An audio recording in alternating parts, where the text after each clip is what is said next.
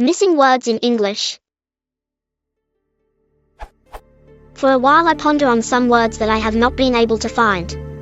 I always wondered why, since English is so huge compared to my native Danish, where we do have the following two words. A word for a 24-hour period.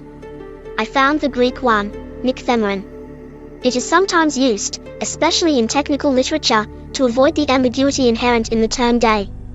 I of course know the word day, which we have in Danish too, but we also, along with other languages, have a specific word for a 24-hour period. The adjective of solidarity, so we have sympathetic but not solidaric. Can anyone tell me why we can be sympathetic to a cause but have to show solidarity? Is solidary to solidarity what sympathetic is to sympathy? Any usage examples? I am interested in any etymologic reason why it is not solidaric, Greek root versus French root? In Danish I can say I am solidaric to your cause. I cannot hear myself saying I am solidary to your cause.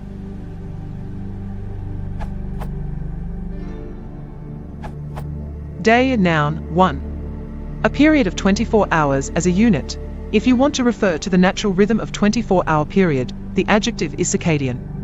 Solidary, adjective, of a group or community, characterized by solidarity or coincidence of interests. Judge imposes solidary bail for poor respondents. Incentives for a solidary globalization. Repression and solidary cultures of resistance.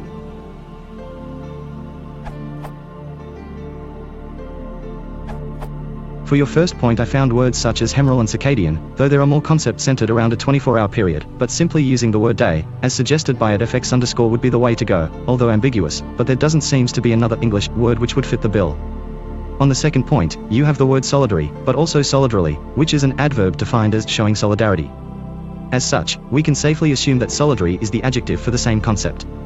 Edit has for the fact that solidary against sympathetic. Sympathetic comes from the Latin sympatheticus, and sympathy has its own Latin word sympathia, both of each having ancient Greek origin, sympatheticos and sympathia, while both solidary and solidarity comes from the French solidaire, which itself comes from the French word solide, which has its roots in the Latin solidus, but this time not in the Greek.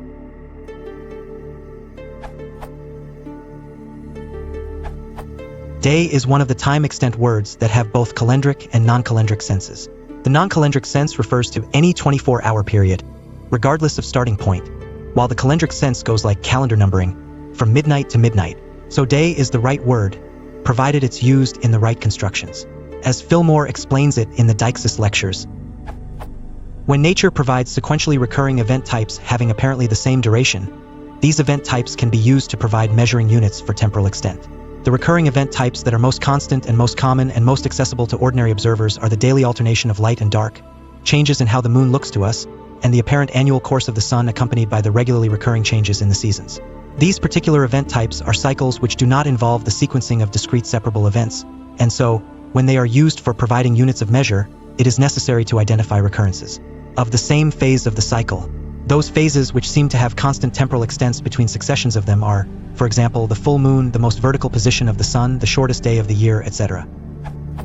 If these cycles are to be taken only as units of measure, it makes no difference which phase of the cycle is taken as the starting point for the measurement.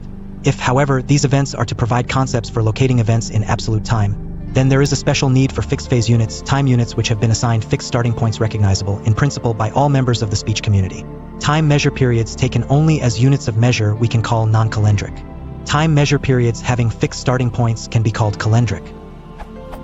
Many of the time measure words in English have both calendric and non-calendric uses, for example, the word year.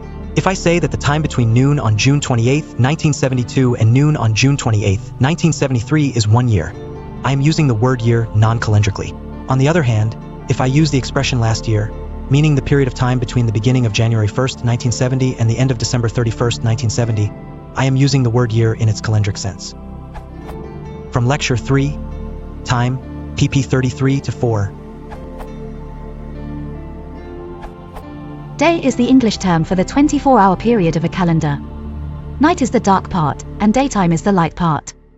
Daytime is then shortened to day when the context is clear which you are talking about.